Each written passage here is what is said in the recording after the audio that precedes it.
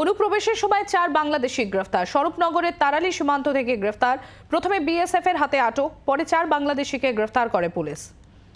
আপনাদের আরো একবার জানাবো, অনুপ্রবেশের সময় 4 বাংলাদেশি গ্রেফতার। স্বরূপনগরের তারালি সীমান্ত থেকে গ্রেফতার। প্রথমে বিএসএফ এর হাতে আটক, পরে 4 বাংলাদেশিকে গ্রেফতার করে পুলিশ।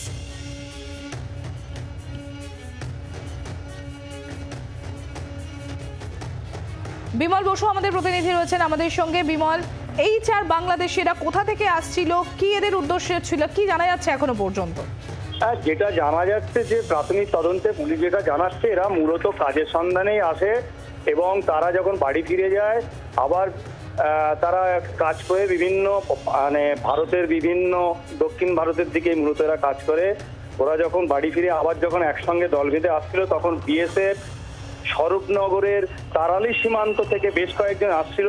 তারপরে বিএসএফ তাদের তাড়া করলে 4 জনকে গ্রেপ্তার করে, বাকিরা বাংলাদেশের দিকে পালিয়ে যায়।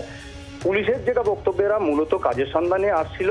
তবে এই স্বরূপনগর সীমান্ত থেকে শুধু আজকে নয়, এটা দীর্ঘদিন যাবত এই স্বরূপনগর সীমান্ত থেকে, কারণ তুমি জানো স্বরূপনগর সীমান্ত একটা বিশাল এলাকা জুড়ে, অধিকাংশ জায়গায় কাঁটা তার নেই, সেই সব চোরাপথেই এরা মূলত যাতায়াত করে। এবং সম্প্রতি বাংলাদেশের ঘটনার সঙ্গে যেটা আমরা জিজ্ঞাসা করে জানতে পেরেছি, ঘটনার সঙ্গে সেরকম সম্পর্ক নেই, কারণ এরা অধিকাংশ সাতক্ষীরার বাসিন্দা। সাতক্ষীরায় বাংলাদেশের আজ এখনো পর্যন্ত পড়েনি। বাংলার আওয়াজ, বাঙালির আবেগ, জি 24 ঘন্টা।